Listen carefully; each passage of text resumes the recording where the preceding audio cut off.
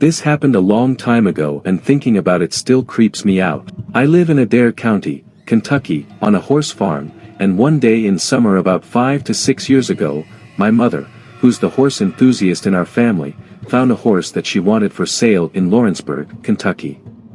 We'll call the seller of this horse James. For those of you who don't know, Lawrenceburg is one of several places in Kentucky that have claimed to see KY's version of Bigfoot, and they call it the hillbilly beast, which has been spotted all over Kentucky. Me and my little brother, being suckers for those kinds of things like most kids, went with her, hoping to see it. Fast forward, James's house was far from town and on a one-way dirt road miles from anywhere. Only a few houses were dotted here and there on the side of the road, but this one I will seriously never forget. We were about 5 minutes away from the person's house we were getting the horse from and going quite slow because we had a trailer hooked to the back of our truck. I'm staring out the window, hoping to see the hillbilly beast somewhere in the woods along the side of the road when I saw this house. This house had well over 20 mannequins throughout their yard, all shapes and sizes. Most were laying down or propped against what looked like a shed, but there were two that really freaked me out. One was an adult female tied to a tree next to the road, so close I could probably touch it if I rolled down the window and stuck my hand out. The second was the size of a baby. This one was nailed to a tree only a couple of yards away. Both of them looked really old and worn out, moldy, rotting, etc. My mom stopped the car, and we were all just sitting there staring at this place. The house was old and run down but obviously being lived in, but the shed next to it looked almost brand new, minus what looked like satanic graffiti written all over it. So, being freaked out, we drove away. Fast forward again, once we got to James, we asked him about the freaky mannequin place. He said he never saw anything like it. He also said he was in town just that morning and took that exact road, so it's likely he would have seen it. Once we left his house, we took a different way home so we didn't see this mannequin house again. Part of me says this could have been some freaky prank, but the other part of me is wondering, what if they weren't mannequins? I am now a 72-year-old man. This happened long ago, but I remember it so well. The background was a series of events that placed me in a mountain cabin outside of Fred, Maryland, circa 1969 or 1970. Just saying, my life at the time was in disarray. I had dropped out of college, and my father had died very badly, and I was alienated. I needed to get my mind right. The opportunity to move to an isolated cabin to live in contemplation and solitude was welcome. I had some inheritance money to pay for it. To the best of my memory, I was there 8 to 9 months, no TV, but books and radio. I had a library card, and I can't remember if I had a phone. The story begins when, a month into my stay, a female beagle showed up at my door. She was a lost dog, and I took her in. I could never train her to do anything, but I fed her, and she was sweet, if not the brightest dog. A few months in, I began to feel a presence around the isolated cabin. It's hard to describe, but I felt like someone was watching me. On many occasions, I thought someone might even be looking in my cabin window, watching us. The next phase was the shadowing or following. I knew the folks half a mile down the lane, woods all around, and would sometimes visit them at night. Someone, something, was waiting for me and followed closely in the woods beside me in the darkness. You could hear it easily, footsteps in the woods, and it picked up its pace as I did. At night, it was out there around the cabin. Here's the funny thing, I was never afraid, never felt threatened, not at all, at least early on. There was no feeling of malevolence. I spent a good bit of time wandering the vast areas of woodlands around me in the Frederick Municipal Forest, which went on for mile after mile. The whole of western Maryland was much more country than it is now. None of the development had set in yet. In our hikes, the dog and I came across evidence of campsites, recent ones in the woods, traces of fires and old abandoned buildings that had corners that gave shelter and looked slept in. Garbage, food and drink, paper. Perhaps hunters, but much of it did not have the organized feel you would get from experienced hunters. The last month of my stay there was when things intensified.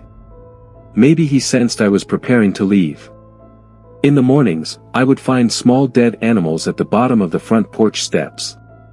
The cabin had a small front porch screened with a light door and 4 wooden steps to the ground. A spotlight would illuminate the long front yard, with woods close by on either side. Dead animals began to appear at the bottom of the steps many mornings. I remember small birds, then a squirrel and a rabbit, and even a weasel one day, like there were offerings. I had to grab them up before the dog ate them. This went on almost daily for several weeks. But one night, very late, I was awoken by some sounds. I lay in bed, and I heard something from the porch. I hopped up and hit the lights, and I saw that hound dog who never learned to sit or stay standing at the front door in a perfect point position. She was shaking in fear.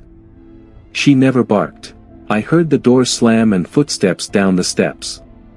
I hit the spotlight but saw nothing. I went out. He had been on my porch, at my front door, maybe trying to enter. After that, I stayed in at night more and more. The animal offerings got bigger and bigger, larger birds, a possum, a woodchuck. It was not funny. The 2 final gifts were legs from either horses or cows, big and bloody. One was skinned, holy. The second to the last day, the dog left me. I could hear her in the woods, howling on a trail, following a scent. I looked for her in every way I could in the following weeks but to no avail. She left as she came. I moved back to the Maryland suburbs of D.C., got an apartment with a friend, got a job, and moved on with my life. One day, not long after, I picked up the Washington Post, and there was an article about recent encounters with the Sykesville monster. It described a tall, yeti-like creature, fur-covered, on 2 legs, that would pick out a family or person and give them attention. I wasn't the only one. That attention described in the article was exactly what happened to me, following you at night, looking inside the house, gifts, and so on. I was shocked.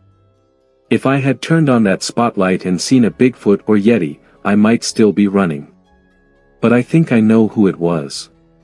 Sykesville, Maryland, was the location of the Springfield Hospital Center, a large state psychiatric hospital. It was 20 miles or so east of Frederick. Back then, many folks knew how to live in the woods, they grew up that way, country folks. I think the monster was an escaped patient or just a free schizophrenic who lived outside. This is like all the homeless you see in the cities now, probably off his meds but somehow functional and lonely. He would pick people or families to adopt. The camps in the woods could have been his. Nothing to do, he would make mischief. I think he liked me, but sensed I was leaving. I can't prove any of this, it's just my theory. My monster was very much of that time and place, and his behavior was what I noticed in nearly every case then. I do not think he could have survived until the 1980s. Deinstitutionalization of mental hospitals threw the mentally ill out into the streets, and they took away the shelter of hospitals. Unprotected, the mentally ill die. Okay, so around 9 or 10 years ago, I was living with my mom, my dad, and my older sister in an oldish house in a very small village. When I say small, I mean its only main feature was a small church and a few scattered houses occupied mostly by old people. At the time, it was summer, so I wasn't at school or anything, and since we were so far in the middle of nowhere, I spent most of that time at home, glued to one screen or another. The usual routine was I'd wake up at around 10 o'clock or 11 o'clock. By this point, my mom, dad, and sister had all left for work, so I had the house to myself. I'd go downstairs, make some toast, watch some random stuff on TV for an hour before heading back to my room to continue with whatever game I was grinding through that particular day, the habits of a usual 17-year-old guy cut off from the world by many, many fields. I should give a quick rundown of our house. It was an older cottage with 2 rooms upstairs, mine and my sister's, and everything else downstairs. As you walk up the stairs, you get to a very small landing and could either go left to my room or immediate right to my sister's room. Basically, the way this was laid out was that I could sit in my room with the door open, and my sister's room was directly opposite. I should also mention that the ceilings in both of our bedrooms were slanted. We were basically in a large attic where the roof slanted down. Because of where the slant met the wall, we had a crawl space that ran the length of the house on either side of the rooms, both with a small door to access them. These were mostly used for storing normal attic stuff like Christmas decorations or old forgotten toys. The doors to these were thin little things about 4 feet tall, with a small handle on the outside. This is very important because turning these tiny doorknobs opened them, but only from the outside. If the door was pushed shut with you inside, there was no way back out. I discovered this myself on more than one occasion. A door on my side ran along my room and along one wall in my sister's room, and hers ran along the other side along my room. The space was not very big, you had to crouch to stand in it, and most of the time you were in there, you were crawling on hands and knees. Anyway, this one morning I was awoken to a familiar noise, some sort of small creature rustling around in the crawl space on my sister's side. I could hear this because my bed was against the wall that ran along it. Not an unusual noise. Living in the countryside, we had mice almost constantly. They pretty much owned the storage spaces no matter how many traps were put down. I thought nothing of it, and I got up and went off to begin my morning ritual of toast and television. The first odd thing I noticed was, while watching TV, I could hear movement upstairs. My mom's room was directly above the living room, so I assumed she'd just not gone to work that day for whatever reason, and I continued munching. Around an hour or two later, I went back upstairs and booted my PC. As I was waiting, I turned around to my open door and faced my sister's closed one. I realized it was late in the day and she had yet to leave her room, an odd thing since she normally parked up on the sofa in the living room on her days off and didn't move until our parents returned. We are not the most active family. I started to think that maybe she was at work and I imagined the noise from upstairs, but as I mused this, I noticed the crack of light at the bottom of her door as a shadow passed by. Okay, so there's definitely someone in there, so it must be her. I once again pushed it from my mind and went back to my PC. More time passed, and the thought came back to me, why would she be at home but not leave? She only has a small TV in her room and no books, so what has she been doing in there all day? I glanced back around and again saw a shadow under the door. She was still moving around in there, so what was up? I finally decided to go knock on her door. I knocked a few times and said her name, no answer. Weird, but maybe she had headphones on or something.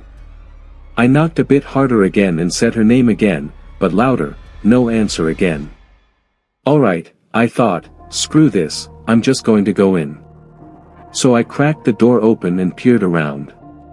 I found an empty room, nobody inside at all. Slightly confused but feeling better that it was just my imagination, I stepped in properly and looked around and saw something that made me full-on panic. Near the bottom of her little door leading to the crawl space, there was a small hole that the mice had made to get in and out of the bottom, really small, but just big enough to fit half of your hand through. There, coming through that hole, were 4 fingers holding the door shut from the inside. At first, I thought, no, it can't be fingers, don't be stupid, until I watched them slowly creep back through the hole into the crawl space. I lost my __ very quietly, though, I might add. I backed out of the room, shutting the door behind me, and ran to my room. Being the stupid teenager I was, I grabbed what might be the most imposing weapon I could find, the fake Winchester rifle cap gun I got from Disneyland a few years previous. I figured that if whoever was hiding in that bedroom didn't believe it was a real firearm, I could at least hit them with it. I ran off downstairs to where my dogs were on the far side of the house. I called my mom, who worked about a 5-minute drive from our house. She told me to stay put and that she and her manager were on their way. In this time, I made a small upgrade from a fake plastic rifle to one of my dad's golf clubs. I felt much better with it. Finally, my mom and her boss John turned up. I told them everything leading up to this point. They said okay, and we all set off upstairs to investigate, me, not very heroically, behind them with my golf club. We get to my sister's room, and I point to the door. I'll never know if my mom is just as hard as nails or massively stupid, but while John and I watch, she marches over to the door, yanks it open, and sticks her head in. A moment passes while she looks left and right, and John and I are preparing to yank her back from the clutches of the psycho hobo murderer hiding in there before she shouts, "Chris! What the __, are you doing in there? Get out!" A small amount of backstory: Chris was my sister's boyfriend. Unbeknownst to me, the night before, my dad had asked Chris to leave as he had stayed with us for about 5 days at this point. He said, "Yep, that's cool," and as far as mom and dad knew, he'd headed home. What really happened was, instead of him leaving, he and my sister had planned to make it seem like he left, then he could stay another night. He would then wake up before my mom shouted my sister up for work like she did every morning and would hide in the crawl space and sleep in there until everyone had left for the day. The one small hitch in the plan that they did not think of was, you guessed it, me. They had forgotten I was home and conveniently sat directly opposite the only exit for most of the day, so he was trapped. When I knocked, he hid himself behind the door and held it shut to prevent being locked in. Anyway, my mom swiftly told him to get the hell out and to not come back. Sadly, this was not the last time we saw the guy. As it turned out, he'd stolen quite a bit of money from my sister's room while he'd been hiding out, and then, because my sister makes terrible decisions, got her pregnant and proceeded to smash windows trying to get at her and the baby around a year later. For a while, we lived in the same city when I went to uni, and he was spending time at the prison there for stabbing someone in a completely different town. Super great guy. Oh, and a small topper to all of this, as I mentioned earlier, the only rooms upstairs are mine and my sister's bedrooms. He'd been in there for close to 14 hours with no access to a toilet. But no worry for this guy, because he had a lot of empty bottles to piss in, which he kindly left behind for us to clean up. And finally, around a year later, my mom was getting the Christmas decorations out, which were at the far back of the storage space. She found a small bag filled with feces. I should mention where she found it is exactly next to where my bed is on the other side of the wall. That rustling that woke me up that day. It was him hiding his __, amongst our tinsel and tree. I could give you a million times as a kid and young adult I felt scared or paranoid playing in the woods. It's a beautiful place, and I spent my entire childhood getting lost, not literally, out there by myself or with friends. As kids, we never got too far out there, but you could actually see the progression of us venturing further and further out as we got older because of forts and carvings we would leave. This one particular time, like 1,000 times before, my friend and I had just graduated high school. It was our last summer of freedom, and we spent the entire summer camping and hiking out there. We had decided to try and find a new place to set up camp and walked for what felt like a few miles before we came to a nice clearing. The area was relatively new to both of us. We got the camp set up and the fire going, and the plan was to wait until nightfall, smoke some weed maybe, and play Monopoly. For sake of the backstory, I'm my friend and I. My buddy is a small, real goofy guy, but comes from a family of foresters and always had a deep understanding of all the trees and different plants you came across. He had no fear of going out camping by himself. If I spent 10,000 hours in the woods, he's probably spent 50,000. As for me, I'm a taller, sturdier guy, and as we got older, I spent more time worried about women and sports, and the woods became a place for small parties. Also, I never had the balls to camp out alone. In fact, older me wouldn't go far at all when I was alone because I could never shake the feeling of being watched, which was probably just paranoia, but still not a good feeling. Anyways, the camp is set, and the fire is going, but it's getting lower and needs some wood. The sun is down, and we're both cutting up, having a good time. My friend is sitting on this little chair he always brought and loading up this makeshift bong. Now, I was crouched, breaking some excess limbs off of some of the logs that we had gathered for the fire. All of a sudden, this strong breeze cuts through the clearing. I couldn't tell you if it was the suddenness of it or what, but my friend and I both stopped immediately and looked at each other. The breeze went through just long enough to flicker our fire down to a small flame. We both sat completely still in almost total darkness. Neither of us said a word. Across from us, on the other side of the fire, we could hear footsteps. They sounded like somebody was running and would slow to a walk and then run again, definitely on two legs by the sound of it. They were pacing back and forth over the same spot. Then, just like it started, it stopped with a softer crunch on the underbrush. I knew by the sound it had taken a crouch. I was crouched still and knew I was staring right at it in the dark. My friend grabbed my shoulder and said, "Buddy," and when he did, I felt this surge of fear come over me. I could feel it and hear it in him. I had been so fixed on the footsteps and rationalizing what I heard that I hadn't even considered being afraid, but this was true fear. It was raw and made me feel helpless. I could hear my friend.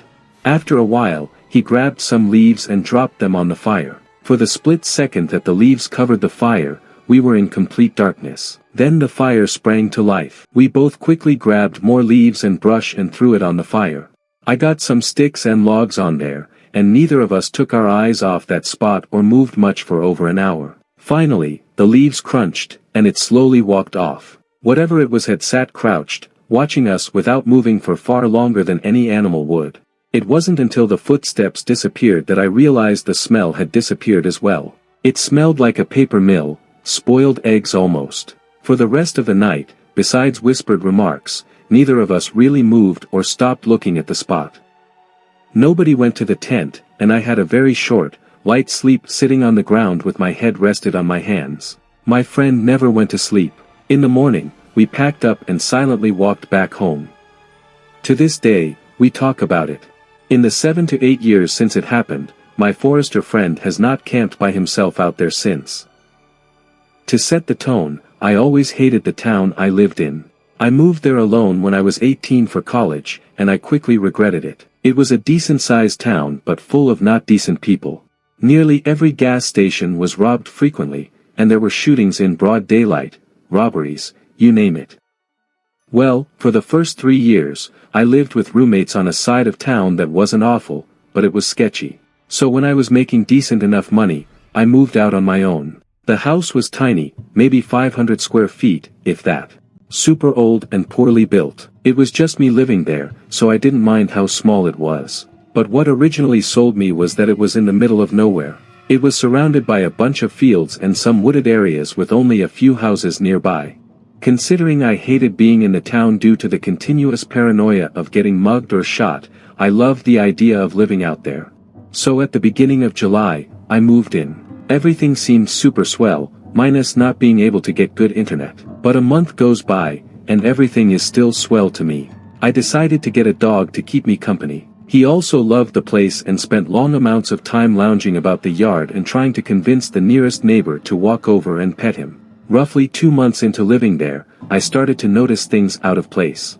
Something for me to note is that an old roommate of mine was using my spare room as a storage space until he got moved himself, so he had a key but was never there. He kind of just popped in once every other week to grab something. He would usually let me know beforehand, but I would come home to find my kitchen chair being pulled away from my table or a bowl in the sink, things like that. They were very small things. I wrote it off as my roommate swinging by or just stuff I was forgetting. Then my dog developed this crazy bad separation anxiety. Up until now, he didn't even care when I left. He would just lay on the couch and chew his toys. He never barked, never did anything weird. But all of a sudden, he began acting really awful. Every time I tried to leave, he would literally cram his body through the door as I was closing it, screaming and barking, and wouldn't stop until I came back in the house. He didn't want me to leave him there alone at all. I couldn't afford a kennel for him, so I decided one day that I'd put a movie in while I was out, thinking maybe the sound of people talking might keep him calmed down. I only had to finish one task up at work, and I knew I'd be home early, so I put in a copy of Hamlet.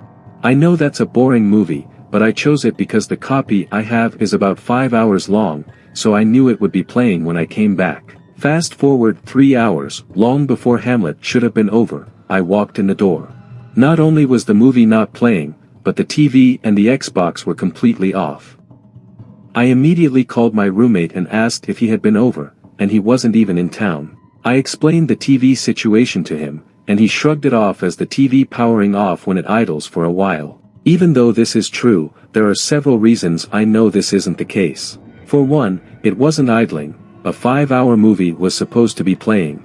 2, even if it had shut off, my Xbox wouldn't have. I have left it on by accident for weeks while I was out of town or whatever, and it was still on when I came home, always. But it was completely powered down this time. The weird thing is, none of my stuff was missing, and the door was locked when I entered. I eventually convinced myself that it was something weird with the Xbox or whatever, and I shrugged it off. That is, until my dog started acting even weirder. Remember earlier I mentioned he used to play with the neighbor? Well, all of a sudden, if she even walked by the house while he was out, he started yelping and running at me, away from her. This was incredibly weird to me and made me incredibly cautious of her. I put some cheap alarms on my doors. They kind of go off when the door is opened, and I slept with my pistol handy. The second night the alarms were on my doors, I was woken up by the one on the back door going off. I flew out of my bed with my pistol, trying to convince myself that I was about to shoot some intruder. But once I got to the door, it was shut, and there was nobody there. The alarm had been knocked all the way across the room. The door would have had to open for it to be chucked like that. It couldn't have fallen off and landed there. Something else weird, the door was locked, but not the way I had locked it. I always locked the knob and the deadbolt, but upon checking my lock after this, only the doorknob was locked. The police wouldn't do much, as I had no witnesses and no leads. Yeah, they didn't have much to go on. Needless to say, I changed the locks. I didn't have any noticeable problems inside after that, but I later found out that the close neighbor that my dog hated had previously lived in the house I was renting, and the locks had never been changed. I have no way to prove my theory, but it's pretty obvious she had a key and was coming and going as she pleased. Why, though, I can't figure out. Nothing of mine ever went missing. The most unsettling part for me, though, is that she had tried to come in at night until the alarm scared her off. How many times had she been in my house at night while I was asleep, and why?